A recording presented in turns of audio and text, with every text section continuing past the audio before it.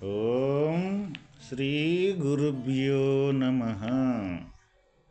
శ్రీ దేశికేంద్రుల వారి శుద్ధ నిర్గుణ తత్వ కందార్థములు. నాయన శిష్య, ఈ మతాల లక్షణములను వివరించదా వినడు. కన్నుల ప్రక్కల వ్రేళ్ళిడి తిన్నగా మధ్యమందు దృష్టి నిలిపి, అందున్నది వెన్నెలలో బయలన్న కనుమందూరెరుకే అది నిలువదోయి.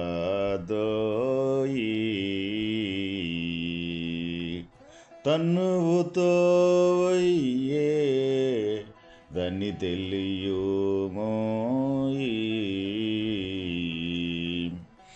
ఎన్ని తనువులు వచ్చి యోగిన ఘన కాక, ఎన్ని తనువులు వచ్చి యోగిన ఘన కాక, ఉన్న బయలిది చూచి ఉల్లెరుకను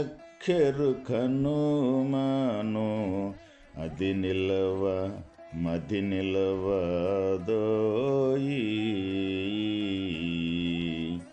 తనుతో వయ్యేదని తెలియుమోయి. నాయన శిష్య, కొందరు కన్నుల ప్రక్కల వ్రేళ్ళు పెట్టి భూమధ్యమందు దృష్టి నిలిపి చూచినచో అచట పండు వెన్నెలవలే బయలు కనిపించును. చూడమని అందురు. వారు చూడమని చెప్పిన పండు వెన్నెల బయలు కూడా ఎరుకయే యగును. అది శాశ్వతముగా యుండునది కాదు. శరీరమున్నంత వరకు మాత్రమే అది యుండును. శరీరము పోవునప్పుడు అదియో కూడా వెళ్ళిపోవును. ఇటువంటి శరీరములెన్ని వచ్చుచూ పోవుచుండినను రాకడా పోకడా లేక ఏకమై స్వతసిద్ధముగా నిలిచియున్న బట్టబయలు నిజస్థితి అవగాహన మనర్చుకొని మూలము లేక ఏ తోచుచుండేవి ఎరుక ఎప్పుడునూ లేనిదని తెలియము. అది శరీరముతో వచ్చుచు మరలా శరీరముతో పోవునని తెలియము.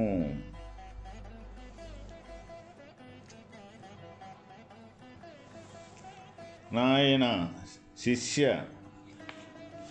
ఈ దైవ మార్గములో ప్రయాణం చేసేవాళ్ళు లోకములో కోకొల్లలుగా ఉండారు. ఆ కోకొల్లలుగా ఉన్నవారిలో కొందరు ఈ మన కన్నుల ప్రక్కన ఏళ్ళు పెట్టి ఒత్తితే ఆ భూమధ్యమున మనం దృష్టిని కానీ నిలిపినట్లయితే అక్కడ ఒక పండు వెన్నెల వలె ఒక ప్రకాశము కనిపించును.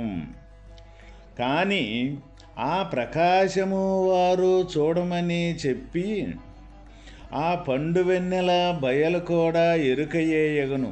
వాళ్ళు అటువంటి ప్రకాశాన్ని భగవంతుడు దైవము అని చెబుతూ ఉంటారు. కానీ ఆ కంటిలోన ఉండలోన ఏ ప్రకాశ రూపముగా ఉన్న యొక్క రూపకం ఏదైతే ఉన్నదో ఆ రూపకాన్ని కూడా గుర్తెరిగే యొక్క బయలు ఎరుక, ఆ బయలు ఎట్టి పరిస్థితుల్లో కూడా అది భగవంతుని యొక్క స్వరూపము కానే కాదు. కానీ వాళ్ళు అదే భగవంతుని యొక్క స్వరూపము అని మనకిక్కడ తెలియజేయటం జరుగుతూ ఉంది. కాబట్టి ఇటువంటి మాటలన్నీ కూడా నీవు నమ్మవద్దు. ఎందుకు నమ్మవద్దు అంటే అది శరీరముతోటి పాటు ఈ ఈ పండు వెన్నెల కూడా దైవం అనేది కాకుండా శరీరముతోటి ఉండటం జరుగుతూ ఉంటుంది. శరీరం పోయిన తర్వాత శరీరముతోటి కూడా అది కూడా పోవటము అనేది జరుగుతూ ఉంటుందన్నమాట. అందువల్ల ఎప్పుడూ కూడా ఉండి కొద్దిసేపు ఉండి మళ్ళీ తర్వాత లేకుండా పోయేది ఏదైతే ఉందో ఇది మొత్తం కూడా ఎరుక యొక్క స్వాభావికమే. ఎరుక అంటే మనం గుర్తుకి వచ్చే యొక్క లక్షణమేను. ఏదైనా సరే ఈ శరీరమే కాదు, ఈ ప్రపంచంలో ఏదైనా సరే ఒకటి మన గుర్తుకి వస్తూ ఉన్నది, మనం గుర్తెరుగుతూ ఉన్నాము అంటే ఆ గుర్తెరిగేది మొత్తం కూడా నిజం కానే కాదు. ఎందుకు నిజం కాదు? గుర్తెరిగినప్పుడు దాని వివరణ అనేది మనకి గోచరమవుద్ది. తర్వాత మరుక్షణం మళ్ళీ అది కనపడకుండా మాయమైపోతూ ఉంటుంది. అందువల్ల ఈ కనపడి కనపడక, కొద్దిసేపు ఉండి కొద్దిసేపు లేక, ఇది ఒకదానికంటే ఒకటి చిత్ర విచిత్రాలుగా మనం గుర్తెరిగే ఈ ప్రపంచంలో మొత్తం కూడా అంతా కూడా లేకనే ఉండట్టుగా భ్రమింపజేసే యొక్క లక్షణమే తప్ప వేరొకటి కానే కాదు. అందువల్ల వాస్తవమైన బట్టబయలైన అచల పరిపూర్ణ స్వరూపము ఇన్ని రకాలుగా కనపడటము కానీ, ఎంత చిత్ర విచిత్రాలుగా తోపింపజేయటం కానీ, కొద్దిసేపు ఒక రకంగా ఉండి మరికొద్దిసేపు ఇంకొక రకంగా ఉండటం కానీ, మరి కొద్దిసేపు కనపడి కనపడకుండా పోవటం అనేది కానీ, ఇటువంటి వికారాలు ఏవైతే ఉన్నాయో ఈ ఎరుక శాస్త్రలో అవి బట్టబయలందు పరిపూర్ణమునందు ఏనాడు కూడా లేవు. ఈ ఎరుక పుట్టకతలకి బట్టబయలు అక్కడే ఉన్నది, ఇది పుట్టినాక కూడా అక్కడే ఉన్నది, ఇది మళ్ళీ లేకుండా పోయినాక కూడా అక్కడే ఉన్నది.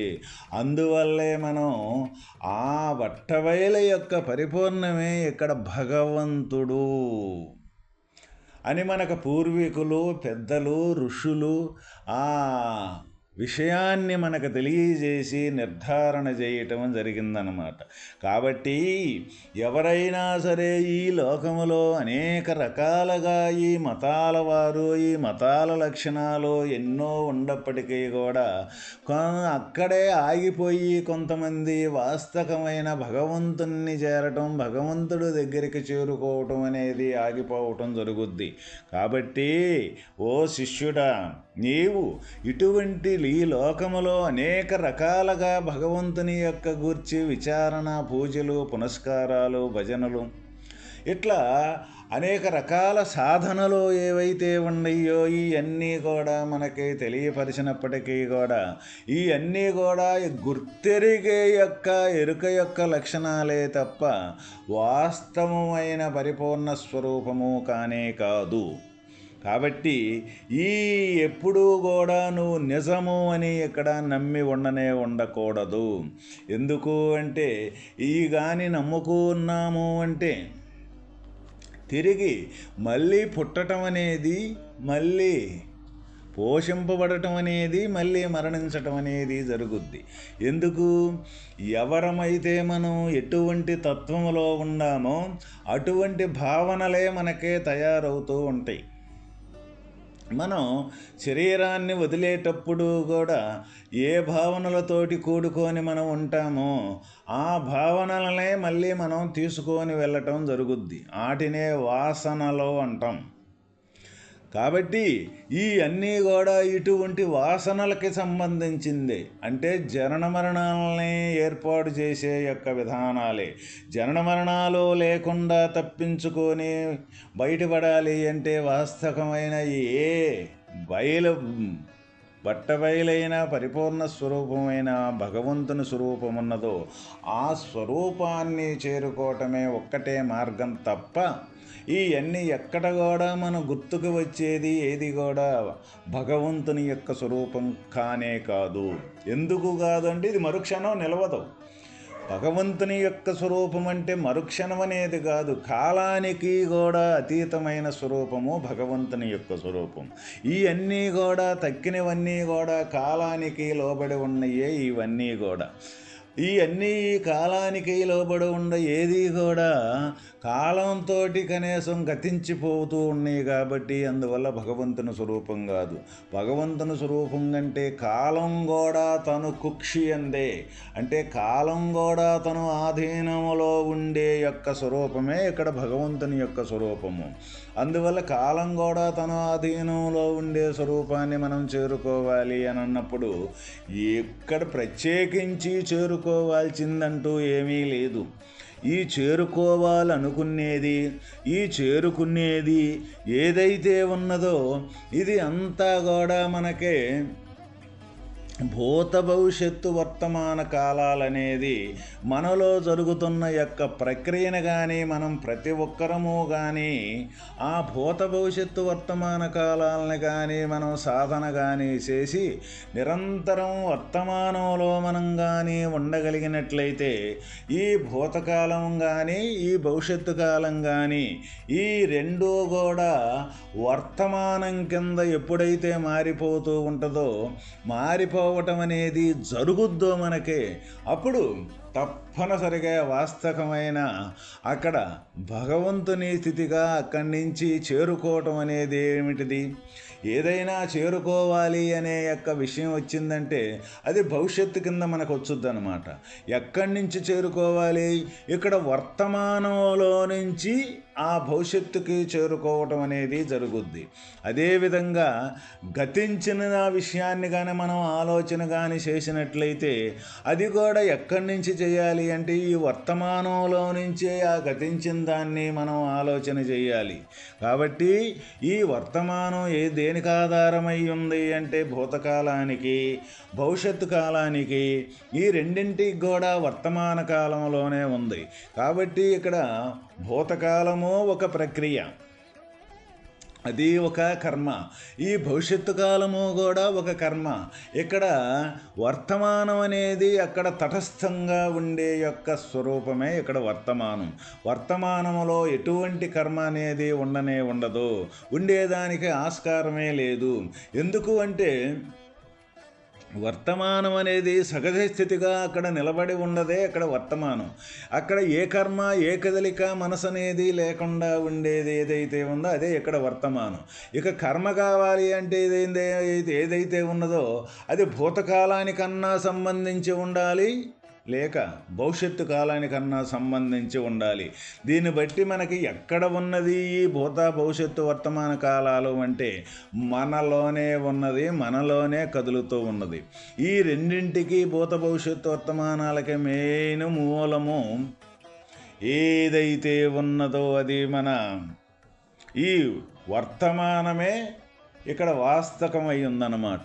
ఎప్పుడైనా సరే ప్రతి ఒక్క సాధకుడు ఎప్పుడైతే ఈ వర్తమానంలో ఉంటాడో ఈ భూతకాలానికి సంబంధించిన కర్మ అనేది ఉండదు, తనకి ఈ భవిష్యత్తు కాలానికి సంబంధించిన కర్మ అనేది ఉండదు. మనం కర్మ అనుకుంటే కేవలము ఇంద్రియాదులతోటి చేసే కర్మే అనుకుంటాం. ఇక్కడ మనస్సు కూడా ఒక ఇంద్రియంలోనిదే. కాబట్టి ఈ భవిష్యత్తు వర్తమానాలని వెతికేది కూడా ఈ మనస్సే. ఎప్పుడైతే మనకి ఈ ప్రపంచం మీద అంటే ఈ లేఖనే ఉండట్టుగా ఈ ప్రపంచమే నిజము అనుకున్న భావనతోటి మన ప్రపంచ భావనతోటి మనం ఉన్నప్పుడు ఈ నిరంతరంగా వర్తమానంలో మనం ఎటువంటి పరిస్థితుల్లో కూడా ఉండలేము. ఎందుకు ఉండలేము? ప్రపంచం నిజము అనుకొని మనం భావిస్తూ ఉన్నాం కాబట్టి. అందువల్ల ఒక్క క్షణకాలమైనా సరే వర్తమానంలో ఉండకుండా నిరంతరం ఈ భూతకాలాన్ని గురించి అయినా మనం చర్చించుకుంటూ ఉంటుంటాము, జరిగిపోయిన దాని గురించి, లేదా భవిష్యత్తులో మన ప్రణాళికలు ఏవైతే ఉన్నాయో వీటిని గురించి అయినా మనం చర్చించుకుంటూ ఉంటుంటాం. దీనికి కారణం ఏంటిది అంటే ఈ ప్రపంచమే నిజము, ఇదే శాశ్వతము. ప్రపంచం అంటే ఈ శరీరమే ప్రపంచం, ఈ శరీరమే నిజము. ఈ శరీరానికి సంబంధించిన ఏదైతే కార్యకలాపాలు ఉన్నాయో ఇయే నిజము అనుకొని ఆ దృఢత్వంతో మనం ఉంటాం కాబట్టి ఇక్కడ ఈ బతుకు తెరువులో. అందువల్ల నిరంతరం మన జీవన విధానం దేంతో గడుపుతూ ఉంటుందంటే భూతకాలానికి సంబంధించిన కర్మ, భవిష్యత్తు కాలానికి సంబంధించిన కర్మ. ఈ తప్ప రెండు ఏవి కూడా మనను ఆటంకపరిచేది కానే కాదు. ఇదే ప్రపంచము అంటే. అందువల్ల ఎవరైతే సాధకుడు ఉన్నాడో ఆ సాధకుడు ఈ భూతకాలం, భవిష్యత్తు కాలం, వర్తమాన కాలాలు మూడింటిని కానీ గమనించి వాగుగా తన వర్తమాన కాలంలో ఉండే యొక్క విధానాన్ని తనకు తయారైందంటే ఈ కర్మలనేది మనకి నశించిపోవటం అనేది జరుగుతుంది. ఎప్పుడైతే కర్మ అనేది నశించుద్దో ఇక కదిలేదానికి అక్కడ ఆస్కారమే లేదు. కదలిక అనేది ఉన్నప్పుడే మనకు కర్మ అనేది తయారవుద్దనమాట. కదలిక అనేది ఎప్పుడైతే ఆగిపోద్దో అప్పుడు కర్మ అనేది ఆస్కారమే లేదు. అందువల్ల మనకు కర్మలకే మూల కారణము ఏమై ఉంటుందంటే మనకి ఈ ప్రపంచమే నిజము అనుకునేది, అంటే ఈ శరీరమే నిజము అనుకునే ఏ భావన అయితే ఉన్నదో అదే మనకి ఈ భూత భవిష్యత్తులు మనకనేది నిర్ధారణ జరగటం, ఈ భూత భవిష్యత్తులకు సంబంధించిన కర్మలనేది చేయటం అనేది జరుగుతూ ఉన్నది.